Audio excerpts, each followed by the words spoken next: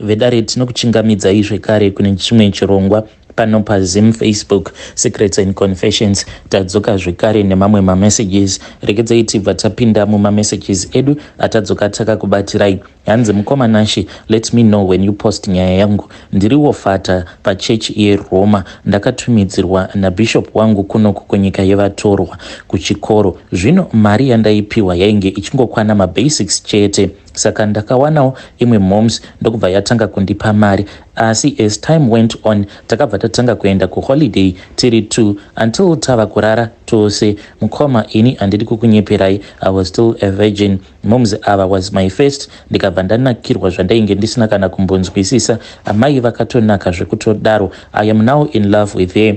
Ende ava kutisiya zvechifata unge uchigara neni. I love being a priest and I love this woman. Ane vana vake 2 vakomana vahombe kwandiri, but they have approved me as their mom's man. Every holiday I spend with her. Vabereki vangu vava worried about me. I just don't know what to do. Vedare sekai asi ndinoda rubatsiro rwenyu.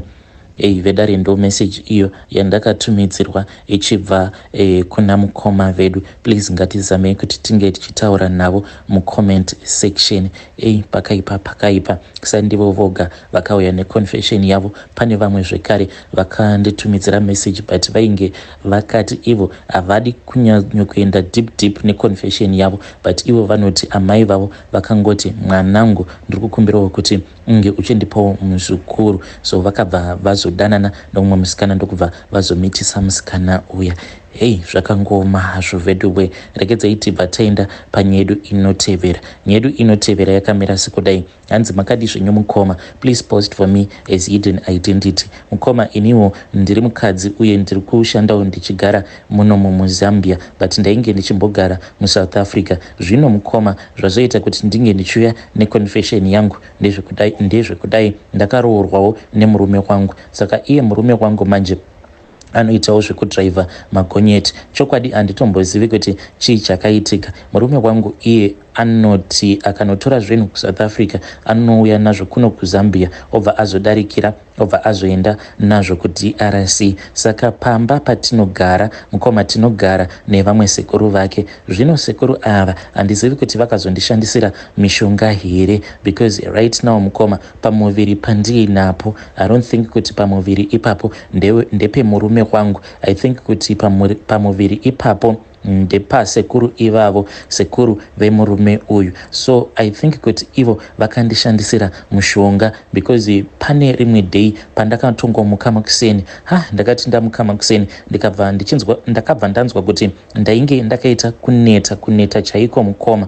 Then mangwana acho manje ndakabva ndati kochiko chiri kumboitika kwandiri, because ndaitomuka ndichitoona kuti kusikarudzi kwangu uku kunenge kwakatozara rume, but ndaiti ndikatarisa ndaitoona kuti ndinenge ndakatokiya, until one day pandakazomuka ndokubva ndatoona kuti sekuru vemurume wangu vainge vakatorara parutivi rwangu, vainge vakatoshama ende vachitorakidza kuti vainge vachangobva mukuita bonde neni. Ndakabva ndamuka ndikabva ndati naimiko muri kuitei? Sekuru ava ihanzvadzi yamai vake. Saka I don't know kuti ndoita sei. Ivo vakabva vanditi usataura muzukuru, usataura kani nekuti ndinokuda. Vanoti ivo vanoda kundiroora. Zvino mukomanashi handichaziviwo kuti ndoita sei, because kubva zuva iroro murume wangu pose paanenge ari kubasa, sekuru ava vanotouya vobva vatorara neni, ende inini kana vasipo ndinenge ndichitonzwa kutoti murume uyu kana akangouya ndikuda kumuudza kuti kana akangoda kuzama kuda kundibata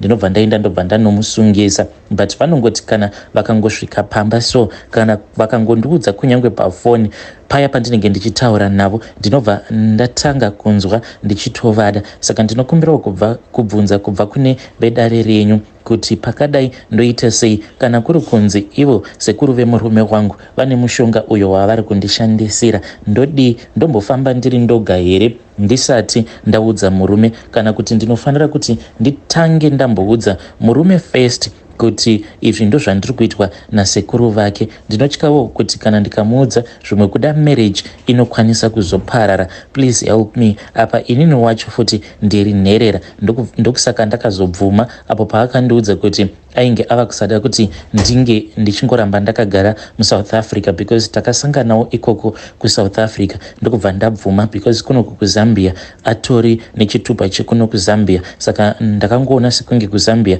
kwava kutoraramika kudarika kuSouth Africa. Please ndibatsireiwo vedare. Hey, vedare ndo message iyo yandakatumidzirwa ichibva kuna vahanzvadzi vedu. Please ngatizamei kuti tinge tichitaura navo vahanzvadzi vedu ava mucomment section. Regedzai tibva taenda panyedu inotevera. Nyedu inotevera yakamira sekudai so. Hanzi makadi zvenyu mukoma, ndinokumbirawo kuti munge muchindipostirawo nyaya yangu makaviga chitupa changu.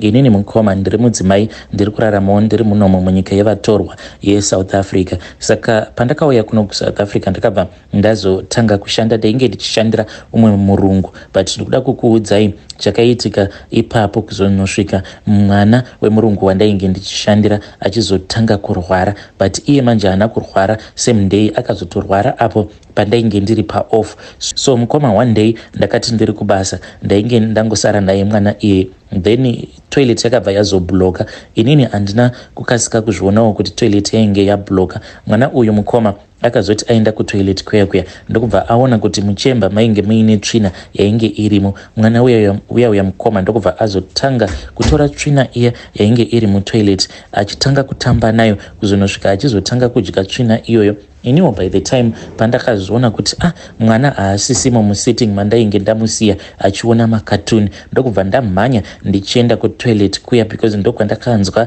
achiseka zvake achitamba. Ndopandakaenda kuya ndokubva ndaona kuti yei mwana ainge akaita kuzara tsvina pamuromo. Ndikabva ndamutora mwana uya ndokubva ndambozama kumurutsisa, akarutsa zvake zvishoma, ndokubva ndazomugezesa. Ndikabva ndazomutora mwana uya ndokubva ndazonomusiya kusitting, ndikabva ndaklina toilet iya, ndokubva ndachizoudza amai vake kuti toilet yainge yabloka. Saka vakazongofonera plumber ndokubva atouya akabva atogadzira. Ivo by the time pavakazobva kubasa zvinhu zvese zvainge zvatova bo. Kuti ndinge ndichivaudza mukoma ndakabva ndanzwa ndichitya, because murume wacho ainge aine dzimwe hasha dzisingaiti, munongoziva mabhuwa emuno muSouth Africa kuti vanopopota sei. Saka ndakabva ndatya kuti ndinokwanisa kuzodzingwa basa. So mukoma ndakangoramba ndakanyarara. Then a couple of days later vakabva vati ndinge ndichienda kuoff. Ndakati ndiri kuoff kuya ndopaakabva azondifonera mukadzi uya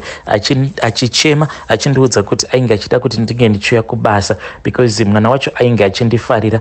Ndakati ndichisvika mukoma ndikabva ndatonzwa kutoti mwana ainge atoendeswa kumediclinic. Saka murume wacho akabva azonditora ndokubva azoenda neni achiti handei unoona mwana wako ari kurwara. Saka ndakazogara naye muchipatara mwana uyu for 2 weeks. Hei mukoma, mwana uyu ndaiti kana ndikamutarisa kudai, because pane pamwe apo paakatombotanga kufidhiwa nepipe, because aingoti kana akadya anything obva arutsa. Apa ainge achingochaya chete achingochaya. Apa vabereki vacho vainge vachitofara, because mwana uyu aiti akanditarisa aibva atotanga kutorakidzawo kutoti ava kutofara nekuti ndinenge ndiri padhuze naye. Saka ndakagara naye mwana uyu muchipatara for 2 weeks ndokubva ndatopiwa bonus on top of that, but vainge vasingatozvizivi kuti inini womukoma ndakaita negligence, ndikabva ndaregedza kutarira mwana kuzonosvika mwana achizonodya tsvina. Ndiyo confession yangu iyoyo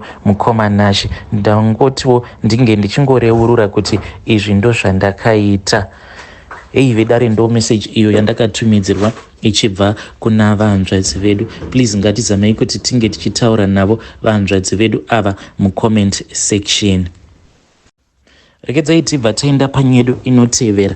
Nyedu inotevera yakamira sekudai. Hanzi makadi zvenyu mukoma, inini ndoda kureurura kuti ndiri Muroyi, saka ndakajoiniswa zveuroyi nagogo vangu, but ndikuda kuti ndinge ndichingodzidzisawo vedare renyu kuti please musauraya, because kunyange isusu mukunoroya kwedu tinotoziva kutoti kunyange ukaroya munhu akafa anotomuka ngozi. Saka ndikuda kukuudzai zvatinoita kudzinga ngozi yake munhu uya watinenge tauraya. Inini ndakajoiniswa zveuroyi nagogo vangu vanova vari amai vakaberekawo amai vangu. Saka ivo amai vangu vaingova munhu uya kungoti tenderera nenyika vachingoti pano vagara zvekare vainge vachitotengesa muviri wavo. But amai vangu ivo vainge vakatogadzirwa nagogo, saka amai vakatanga kugadzirwa kubva vachiri mwana mudiki. But ipapo pandainge ndatokura ndaitoona gogo vaiti kana amai vakauya vaibva varakidza amai rudo rwekuti vaibva vazoti mira ndinge ndichikuisira mvura yekugeza. Saka amai chavainge vasingazivi ndechekuti gogo vaibva vazoisa mushonga mubhaketi remvura, then mushonga uya zvawaizoita ndezvekuti paipai amai pavanenge vachizvigeza kusikarudzi kwavo zvekare nekumeso kwavo vaibva vazoti pavanenge vofamba varume vose vanenge vachingonzwa kuda kurara navo.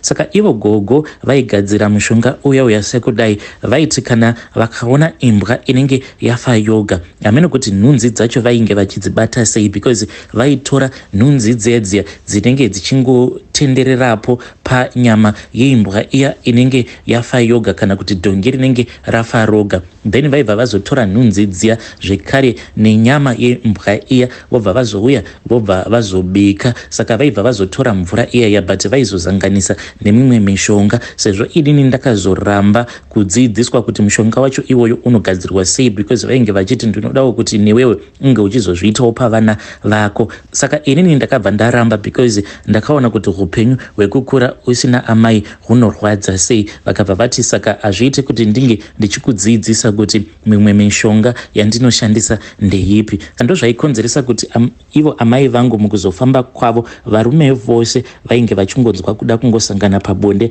navo amai vangu. Inhau ekuti mushonga wacho waishandiswa nagogo vaishandisa nhunzi kuteverera kwadzinenge dzichiita nyama yakaora, ndokuzoteverera zvekare kwaizoita varume vachitevera amai vangu vachida kurara navo. Zvino ndakazoti ndapedza kutemererwa nyora dzehuroyi nagogo ndo pandakabva ndazonzi ndaifanira kuti ndinge ndichiuraya munhu wangu wekutanga.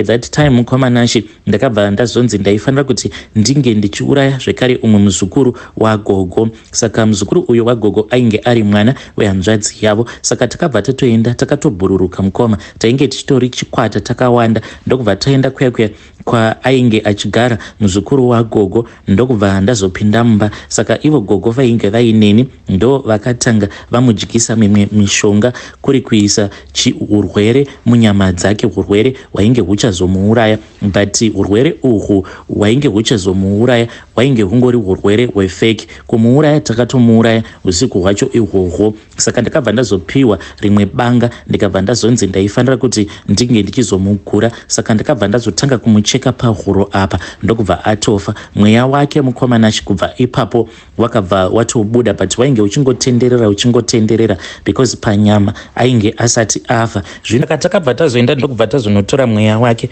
but mweya wacho wainge uine hasha dzainge dzisingaiti. Ndokubva gogo nevamwe vavo vakabva vazomugadzira muzukuru iye wagogo. Saka pose apa mukoma ainge achigara mudanga ragogo, because ivo gogo vakamuti chipinda mudanga unge uchiuraya mombe imwe chete ufaniso kudzikamisa hasha dzako, tichiona kuti tingakuripira nei, but yainge itori trap. Saka muzukuru wagogo mweya wake wakati wapinda mudanga ragogo, ivo gogo nevamwe vavo vainge vaine hoko dzavainge vakabata, ndokubva varoverera hoko dziya vachitenderedza danga riya. Saka muzukuru wagogo mweya wake waiti ukada kubuda mudanga muya waibva wazoshaya simba because vainge vamuroverera hoko. So takazoenda ndokubva tazonotora mutumbi wake, then nyama iyayo ikabva yatogovewa, iniwo ndikabva ndatopiwa yangu. Saka ndainge nditori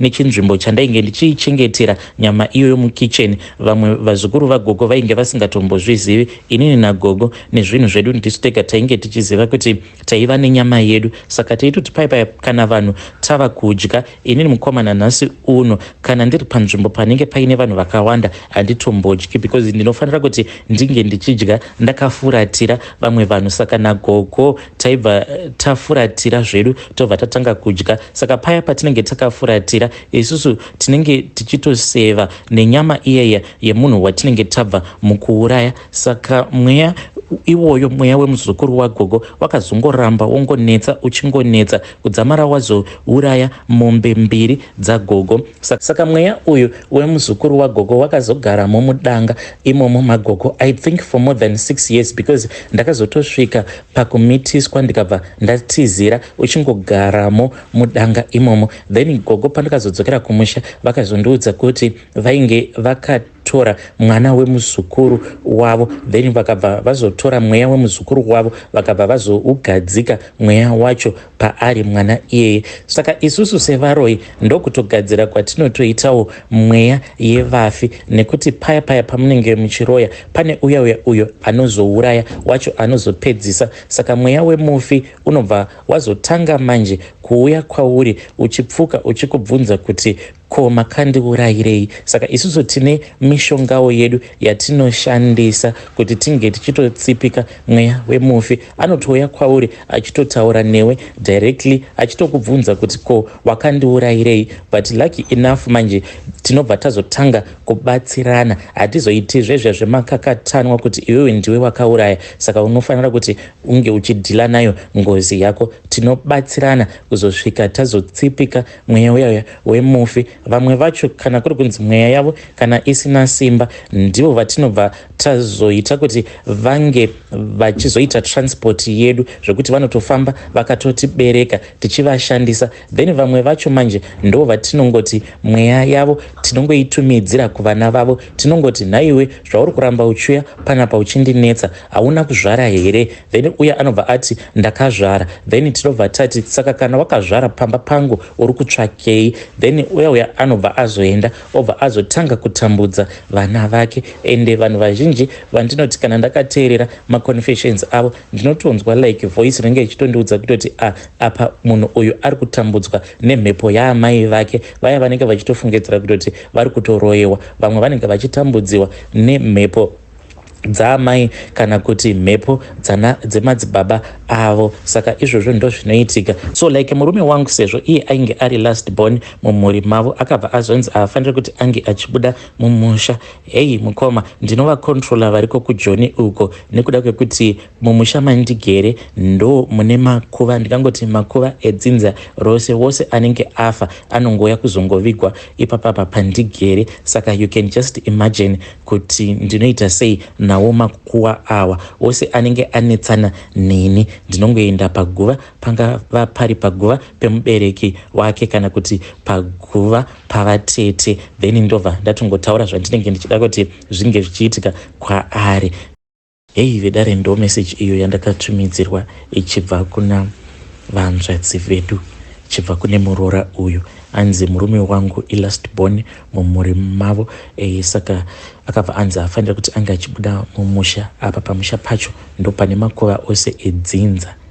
Apa iwe unenge uri kuSouth Africa, apa guva rababa rinenge richitongoitwa yose nemurora.